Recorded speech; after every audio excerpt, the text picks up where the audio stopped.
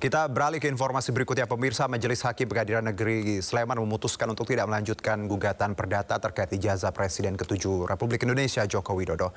Perkara tersebut dinyatakan gugur usai hakim memutuskan menerima keberatan yang diajukan tergugat.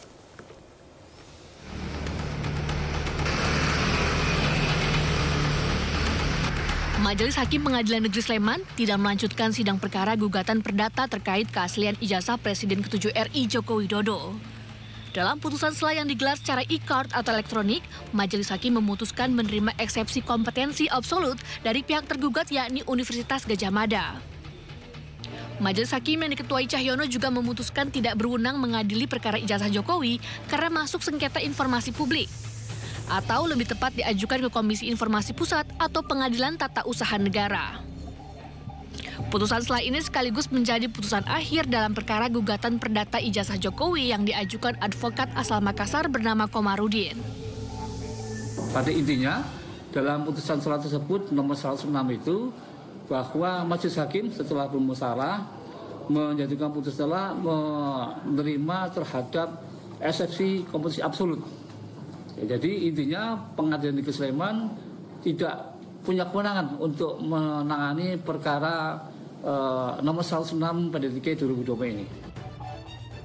Sebelumnya pada 5 Mei 2025, Komarudin menggugat Universitas Gadjah Mada sebesar 69 triliun rupiah terkait ijazah Jokowi. Komarudin menggugat sejumlah pejabat UGM mulai dari dekan, wakil rektor hingga rektor UGM. Dari Sleman, Yogyakarta, Heru Trijoko, iNews melaporkan.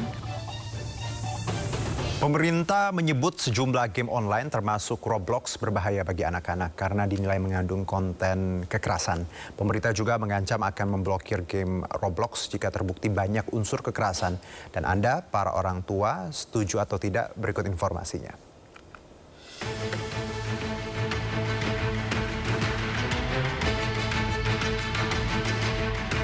Game online Roblox lagi ramai jadi sorotan. Gara-garanya Menteri Pendidikan Dasar dan Menengah Abdul Muti tiba-tiba menyebut game Roblox berbahaya bagi anak-anak karena mengandung banyak unsur kekerasan.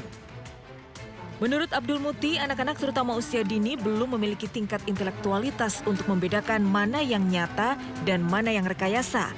Akibatnya, anak cenderung meniru apapun yang mereka lihat. Bagian dari game itu juga ada sudah mulai disusupi dengan judi online dan sebagainya, sehingga karena itu maka penggunaan gawai oleh anak-anak ini semaksimal mungkin dibatasi. Meski banyak orang tua setuju Roblox berbahaya, tapi ada pula sebagian orang tua yang justru melihat sisi positif permainan Roblox. Dalam sebuah acara talkshow di RCTI, artis Ashanti mengaku anak-anaknya tidak main game online, termasuk Roblox. Lain dengan komedian Sule yang mengaku santai, anaknya hobi main Roblox meski harus mendapat tagihan kartu kredit 50 juta rupiah gara-gara main Roblox. Mereka juga nggak main yang kayak Roblox gitu, mereka juga nggak main. Oh jangan main, saya aja kecolongan 50 juta tuh. Ada pro dan kontra. Pemerhati anak Seto Mulyadi meminta ada pengawasan dari pemerintah, sekolah, dan orang tua terhadap permainan game online oleh anak-anak. Saya sangat mengapresiasi apa yang menjadi keputusan dari Bapak Menteri Pendidikan Dasar dan Menengah, yaitu dengan adanya pelarangan pada game Roblox tadi. Selain tetap ada unsur positif, ya, misalnya memotivasi atau merangsang kreativitas, tapi juga tidak luput adanya bahaya bagi anak. Orang tua harus pilih-pilih game online yang tepat untuk anak-anaknya. Sisi positifnya, beberapa game online melatih fokus, kemampuan komunikasi, hingga menumbuhkan daya pikir strategi. Tapi sisi negatifnya, game online bisa membuat kecanduan hingga memicu masalah kesehatan fisik. Game online yang mengandung unsur kekerasan juga membahayakan mental dan perilaku anak. Tim Liputan iNews melaporkan. Sementara itu, Menteri Sekretaris Negara Prasetyo Hadi menegaskan pemerintah tidak akan ragu mengambil tindakan jika terbukti ada unsur kekerasan dalam platform termasuk dalam game Roblox. Kalau memang kita merasa sudah melewati batas, ya, apa yang ditampilkan di situ mempengaruhi perilaku dari adik-adik kita, ya tidak menutup kemungkinan kita mau melindungi generasi kita, nggak ragu-ragu juga kita. Kalau memang itu mengandung unsur-unsur kekerasan, ya kita tutup. Wacana pemerintah mengkaji pelarangan anak-anak bermain Roblox menyusul adanya unsur konten tak layak dan potensi eksplorasi dunia maya ditanggapi beragam kalangan masyarakat.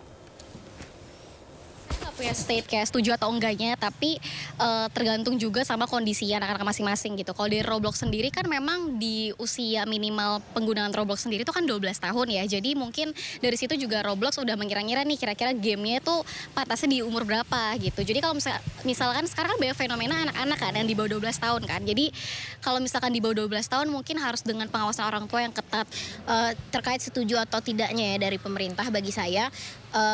Lebih ke tadi harus dilihat juga concernnya apa gitu kan, dimana kan Roblox gak sepenuhnya itu negatif semua gitu. Jadi sebenarnya dibanding pelarangan oleh pemerintah, menurut saya mungkin lebih harusnya ada edukasi dulu nih gitu, mungkin nanti ke anak-anak. Karena kan mungkin yang kalau orang tua bisa memang mengawasi ya, apalagi kalau untuk anak-anak di bawah 12 tahun, tetapi memang gak bisa sepenuhnya kan gitu. Jadi menurut saya lebih ke harusnya pemerintah mengadakan edukasi terlebih dahulu gitu, nggak bisa langsung plek melarang gitu. Kalau menurut saya larangan nggak setujunya karena itu kan bisa menyebabkan terkait kecenderungan kecanduan juga. Terus juga di dalam permainan Roblox kan tergantung banyak kekerasan atau mungkin hal-hal yang di luar layaknya. Ini kan yang dimainkan anak kecil masih pelajar, belum tentu mereka cukup dalam batas umurnya. Terus juga nggak setuju kenapa, karena anak-anak kan butuh main. Larangan itu bukan berarti menjadi solusi gitu loh. Mungkin lebih baik dalam pengawasan orang tua atau mungkin di set gitu sama orang tua tuh batas waktu untuk bermainnya berapa lama, kurang lebih. Beredar luas di media sosial 35 anggota DPRD Purwakarta, Jawa Barat menerima bantuan subsidi upah atau BSU. Padahal BSU seharusnya diberikan ke pekerja berpenghasilan rendah.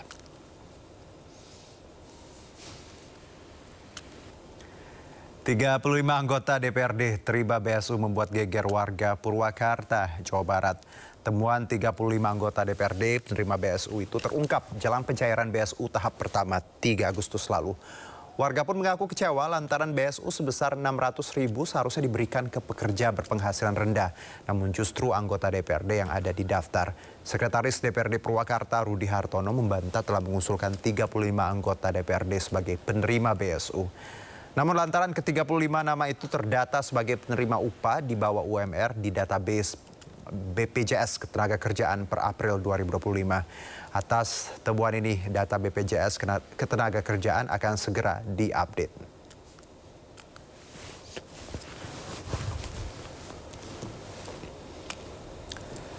Kapal Republik Indonesia Bima Suci bertolak dari Dermaga Komando Lintas Laut Militer Jakarta Utara menuju Padang untuk memulai perjalanan Kartika Jalakrida Rabu pagi. Kapal latih Tiang Tinggi Kebanggaan TNI Angkatan Laut ini melanjutkan misi pelayaran Muhibah Diplomasi Duta Bangsa sekaligus pelaksanaan latihan praktek pelayaran bagi Taruna Akademi TNI AL Angkatan ke-72.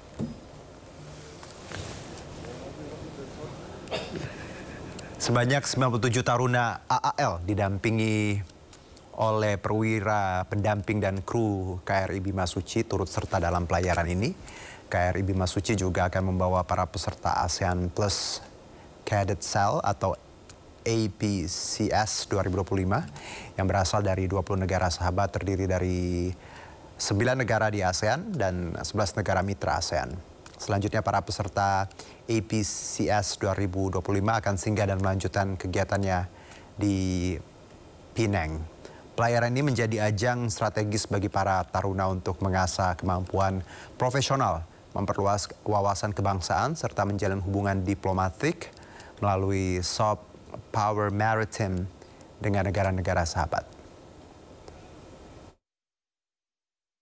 Kegiatan ini salah satu bentuk soft diplomasi yang dilaksanakan oleh TNI Angkatan Laut untuk mendukung kebijakan politik luar negeri Indonesia yang sampai dengan saat ini dianut, yaitu politik luar negeri bebas aktif.